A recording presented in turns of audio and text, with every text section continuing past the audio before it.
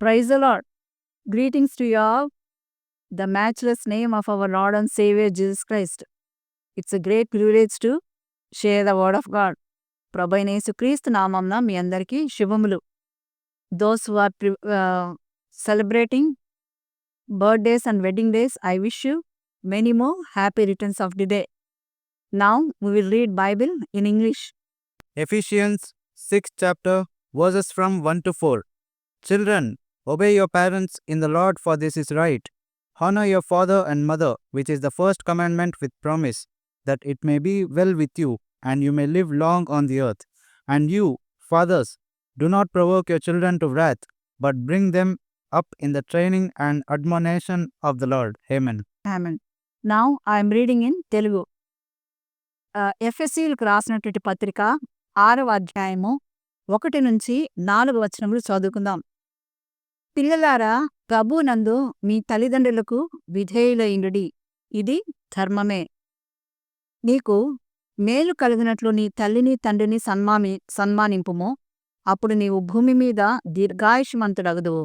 Amen. ఇది వాగ్దానంతో కూడిన ఆజ్ఞ, ఆజ్ఞలలో మొదటిది. ఆమెన్. తండ్రులారా, మీ పిల్లలకు కోపం రేపకుడి, ప్రభు యొక్క శిక్షణలోను బోధలోను వారిని పెంచుడి. ఆమెన్. ప్రార్థించుకుందాం. కృపా సమృద్ధి గల మా ప్రియ పరలోకపు తండ్రి, నీ ఘనమైన నామముకు స్తోత్రం చెల్లిస్తున్నాం. నాయనా, నీ యొక్క వాక్యమును మేము ధ్యానించుకొనుచుండగా నాయనా, మాకు తెలియనటువంటి మర్మములు నాయనా తండ్రి, కుటుంబంలో యూనిటీని నాయనా ఈ యొక్క వాక్యం ద్వారా మీరు నాయనా తండ్రి మాకు దయచేసి నాయనా ప్రభా తండ్రి మమ్మల్ని ఆత్మ రూపంగా లేక ఆత్మీయంగా ప్రభా మీరు మమ్మల్ని బలపరిచి నాయనా మీరు మమ్మల్ని సరిచేసి నీకు మహిమకరమైనటువంటి కుటుంబములుగా మా యొక్క కుటుంబంలో మీరు దిద్దమని యేసు నామమున అడుగుచున్నాం తండ్రి. ఆమెన్. ఇక్కడ మనం చూసినట్లయితే ఒక ఫ్యామిలీకి మనము చూస్తున్నాం. ఈ యొక్క లెటర్ అపోస్తలుడైన పౌలు గారు ఎఫెసీయులకు రాసినారనమాట ఈ యొక్క పత్రిక. ఈ రోజుల్లో అయితే మనకు కమ్యూనికేషన్స్ చాలా ఈజీగా ఉంటున్నాయి. మెసేజెస్ లేకపోతే phone calls, WhatsApps, Twitter, Insta, ఈ విధంగా రకరకాలైనటువంటివి మనకు కమ్యూనికేషన్ ఇమీడియట్గా మనకు దొరుకుతుంది. అయితే ఆ రోజుల్లో పత్రికలు, లెటర్స్ రాసేటటువంటి వారన్నమాట. అప్పుడు పౌలు గారు ఎఫెసీ సంఘానికి ఈ యొక్క లెటర్ రాశారనమాట. ఏమంటున్నారు? పిల్లలారా, ప్రభువునందు మీ తల్లిదండ్రులకు విధేయులైయుండుడి, ఇది ధర్మమే. ఆమెన్. ఒక ఫ్యామిలీని బిల్డప్ చేయడానికి ఈ విధంగా రాస్తున్నారు.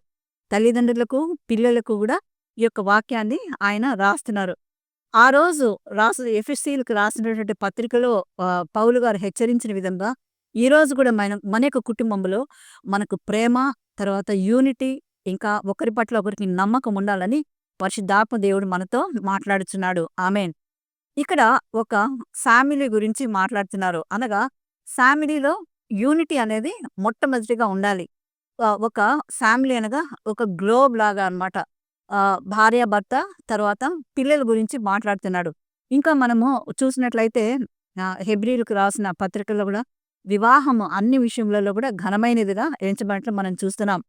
అది ఒక దేవుని చేత ఏర్పరచబడినటువంటి బంధంగా ఉంటుంది. వారి ఇరువురికి కలిగినటువంటి కుటుంబాన్ని గురించి దేవుడు ఈరోజు మాట్లాడుచున్నాడు.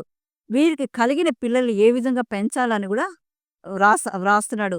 పిల్లలు ఏ విధంగా తల్లిదండ్రులకి ఉండాలంటే, పిల్లలారా, ప్రభువునందు మీ తల్లిదండ్రులకు విధేయులైయుండుడి, ఇది ధర్మమే. మేము చిన్నగా ఉన్నప్పుడైతే ఇంట్లోనేమి లేకపోతే బయట స్కూలు, ట్యూషన్స్లో అయితే చాలా మాకు పనిష్మెంట్స్ దొరికేవన్నమాట. అనగా నీళ్ళను చేసేటటువంటి వారు, తర్వాత కొట్టేవాళ్ళు, అనేక మాటలు అనేవాళ్ళు. తర్వాత చాలా స్ట్రిక్ట్ ఇంట్లో అవనివ్వండి, లేకపోతే స్కూల్లో, ట్యూషన్లో. అయితే ఈ రోజుల్లో ఆ విధంగా లేదు.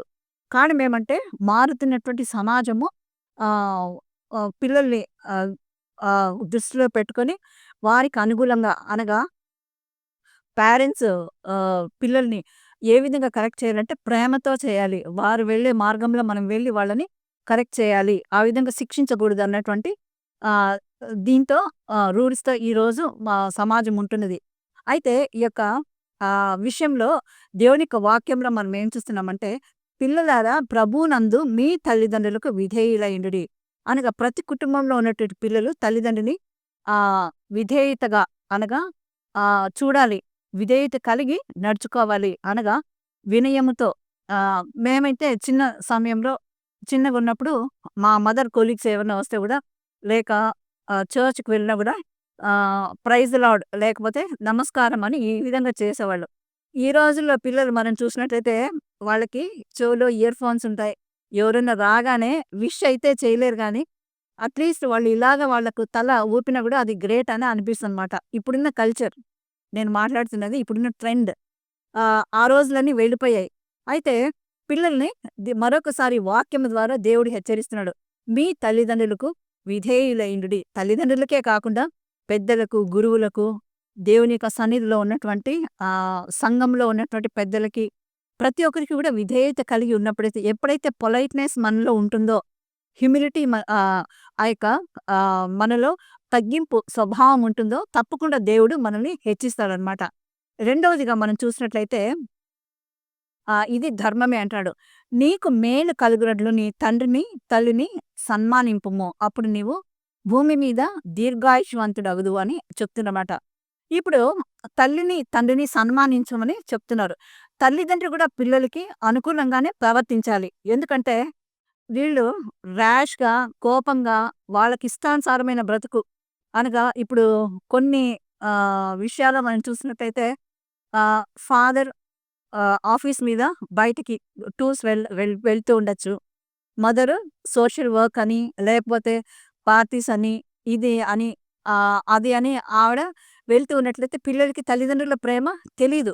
అయితే వారిని ప్రేమతో కుటుంబంలో అన్నీ మనం ఒక క్రైస్తవుడుగా ఉన్నప్పుడు వారికి కుటుంబ ప్రార్థన, తర్వాత బైబిల్ చదవడము, లేకపోతే సంఘంలో సాక్ష్యం ఇవ్వడము, పాటలు పాడడము, ఇవన్నీ కూడా మనము ట్రైనింగ్ ఇవ్వాలి. ఈ విధంగా ఇచ్చినప్పుడు ఆటోమేటిక్‌గా వాళ్ళు తల్లిని, తండ్రిని గూడా వాక్య ప్రకారము సన్మానిస్తాడు. లేక వారి మీద విరుచుకుపడి మనం కోపం చూపించినా గూడా వారు మాట వినకపోవడానికి ఛాన్సెస్ ఉంటాయి. కాబట్టి తల్లిదండ్రులే దీనికి కారణంగా ఉండాలి. అందుకని పిల్లలతో అంటున్నాడు, నీకు మేలు కలిగినట్లు నీ తల్లిని, తండ్రిని సన్మానింపుము. ఆమేన్. అప్పుడు నీవు భూమి మీద దీర్ఘాయువంతుడు అగుదువు అని చెప్తున్నాడనమాట.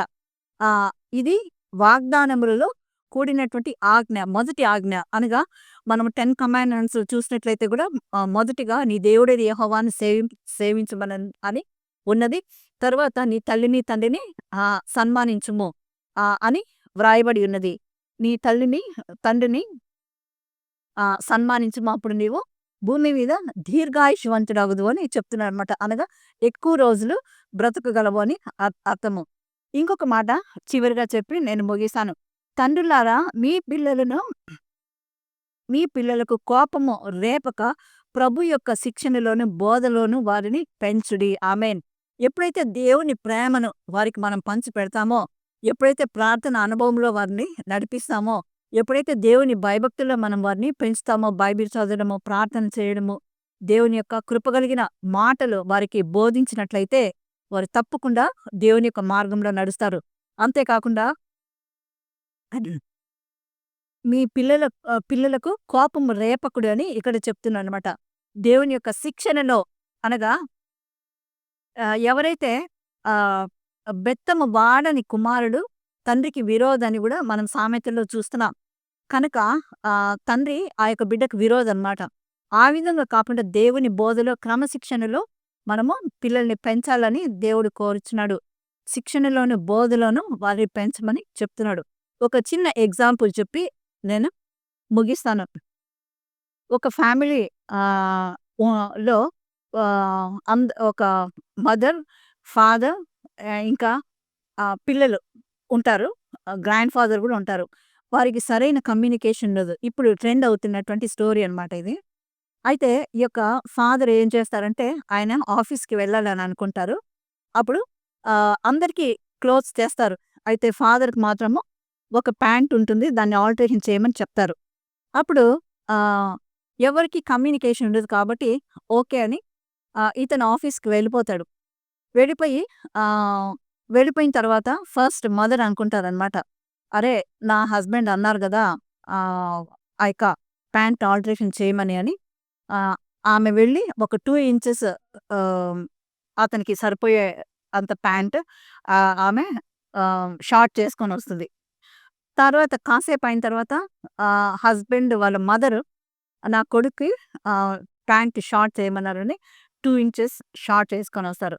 తర్వాత ఫాదర్ నా కొడుకు ప్యాంట్ షార్ట్ చేయమన్నాడు. వీరెవరు చేయరనేసి అతను వెళ్లి షార్ట్ చేసుకొస్తాడు. తర్వాత స్కూల్ నుంచి అమ్మాయి, అబ్బాయి వస్తారనమాట. వాళ్ళలో అమ్మాయి అనుకుంటుంది. మా డ్యాడీది ప్యాంట్ షార్ట్ చేయమన్నారు చేస్తామని. తర్వాత ఆహ్, కొడుకు ఆయన షార్ట్ చేస్తారు. తర్వాత తెచ్చి ఇంట్లో పెట్టినప్పుడు ఆ యొక్క ప్యాంట్ అందరూ 2 ఇంచెస్ షార్ట్ చేసినప్పటికి అది నిజంగానే షార్ట్ అయిపోతుందనమాట. అప్పుడు ఫాదరొచ్చి నా ప్యాంట్ మీరు షార్ట్ చేయమని చేశారంటే అందరూ తల ఊపుతారు. అతడు వేసుకోవడానికి ఆ యొక్క ప్యాంట్ తీసుకొని చూసినప్పుడు అది షార్ట్ అవుతుంది.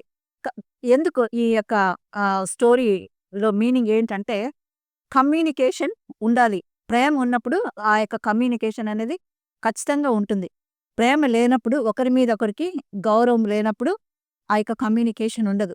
కాబట్టి మన యొక్క కుటుంబాల్లో, మన యొక్క జీవితంలో గూడా దేవుని యొక్క ప్రేమతో మనం నింపబడి ప్రతిరోజు మన యొక్క ప్రార్థనలో గూడా మనం జ్ఞాపకం చేసుకోవాలి. ప్రభువా! నీ యొక్క ప్రేమతో మా యొక్క కుటుంబాన్ని నింపు.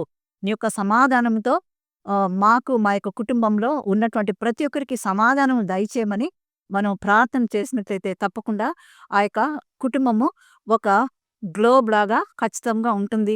దేవుని యొక్క ప్రేమ, సమాధానం ఆ యొక్క కుటుంబాన్ని ఏలుతుంది. కనుక అటువంటి మంచి ఆత్మీయ జీవితంలో దేవుడు మనకు కుటుంబములను ముందుకు నడిపించునుగాక. Amen. God bless you all. Thank you.